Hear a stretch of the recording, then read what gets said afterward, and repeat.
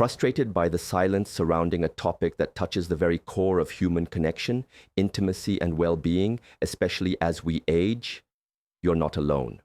For too long, society has placed an invisible expiration date on desire, on passion, on the fundamental human need for physical closeness, particularly for older adults.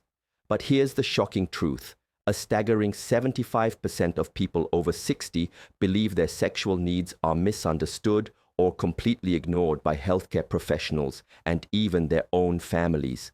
This isn't just about physical acts. It's about vitality, mental sharpness, emotional bonds, and a quality of life that extends far beyond the bedroom.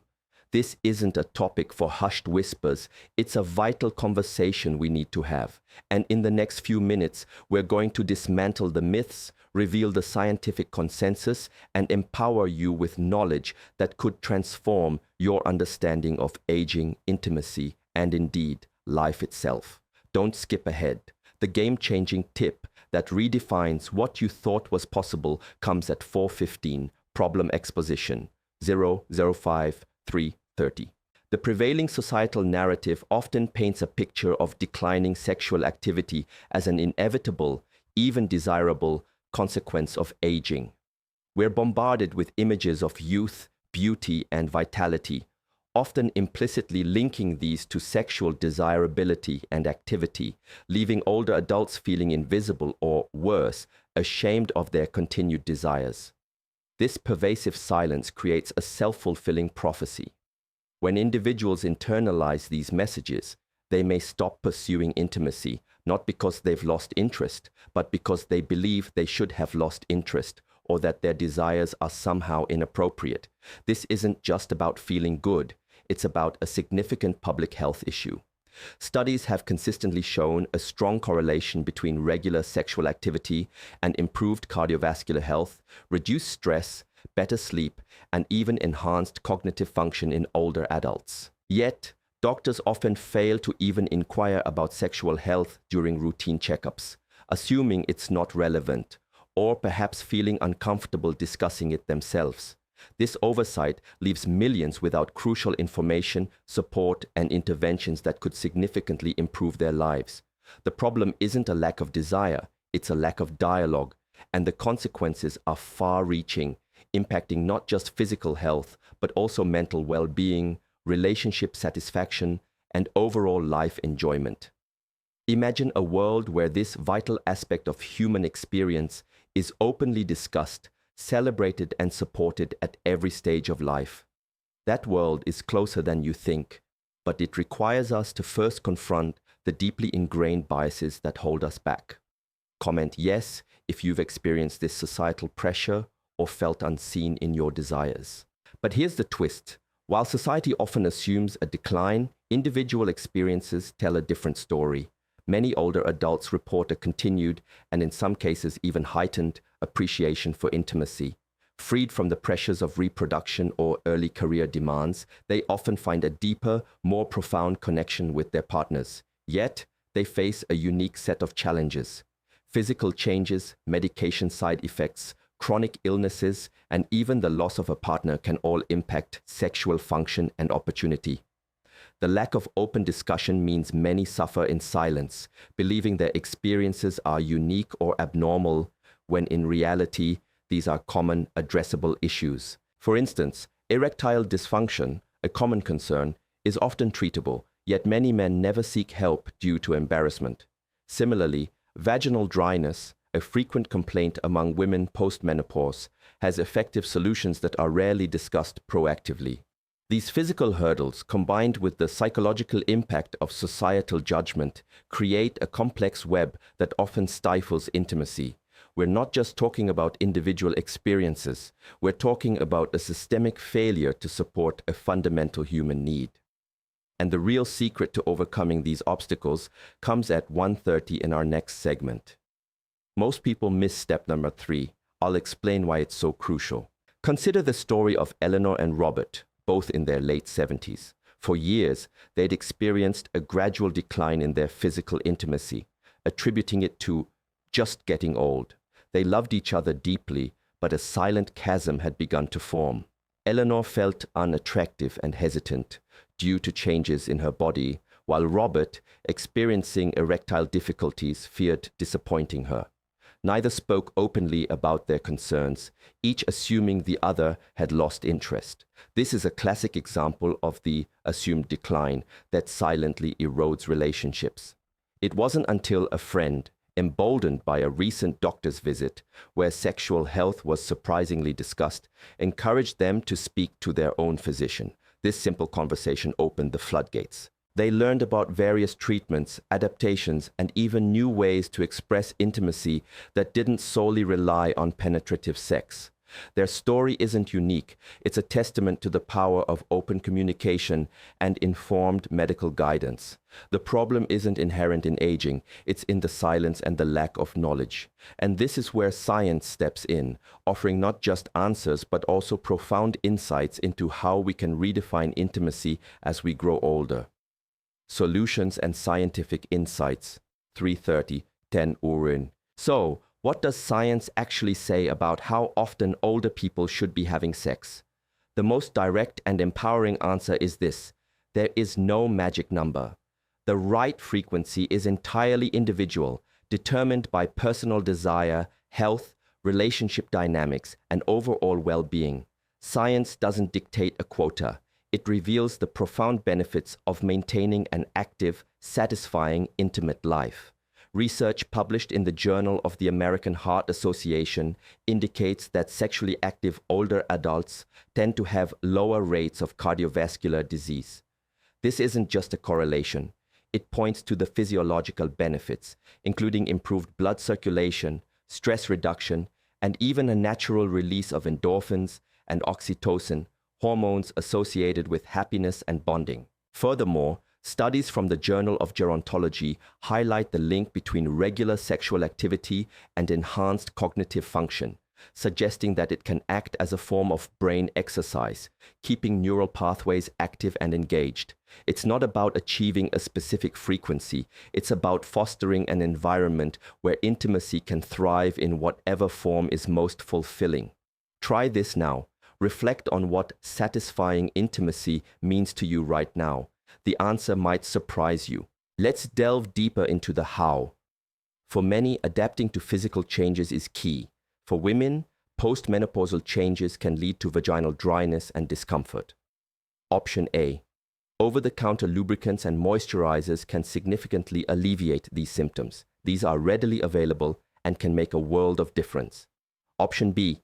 For more persistent issues, talking to a doctor about prescription estrogen creams or other hormonal therapies can be incredibly effective. Don't suffer in silence. These are common and treatable conditions. If X happens, say a lubricant causes irritation, do Y instead. Try a different brand or type, opting for water-based or silicone-based products until you find what works best for your body.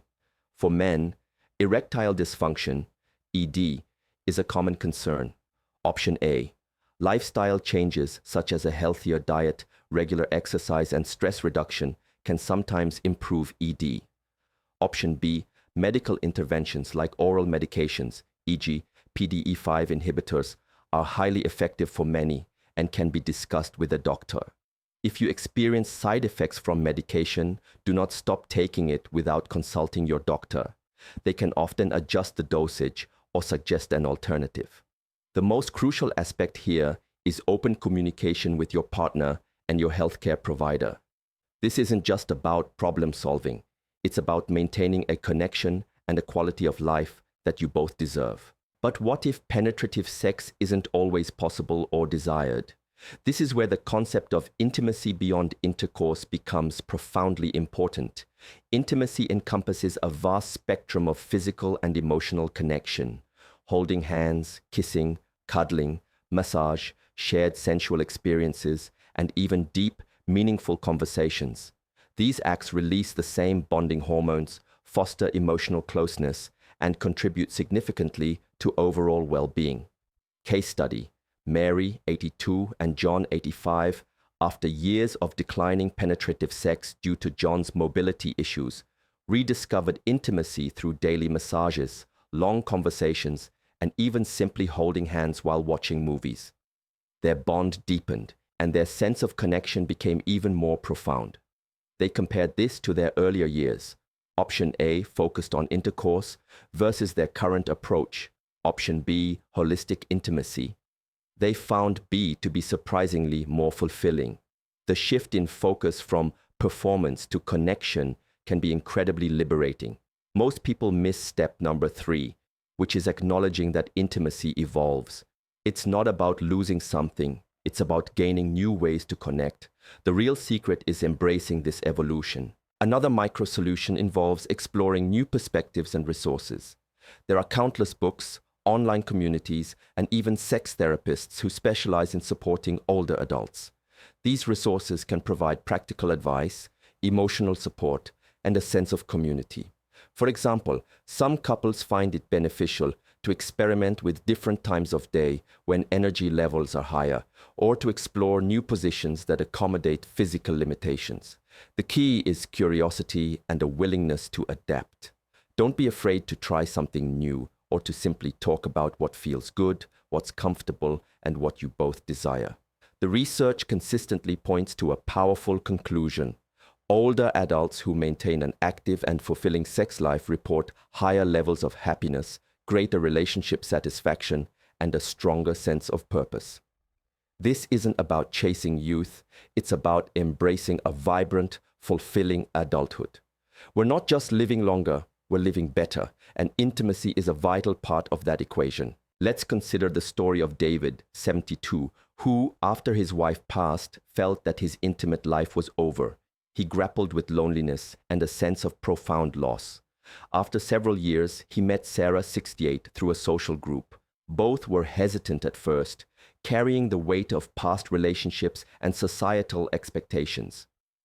Their journey back to intimacy was gradual, built on shared experiences, open dialogue, and a mutual understanding of each other's fears and desires. They didn't rush into anything, prioritizing emotional connection and comfort. This is where the wisdom of age truly shines, the ability to build intimacy on a foundation of respect, empathy, and genuine affection, rather than solely on physical performance.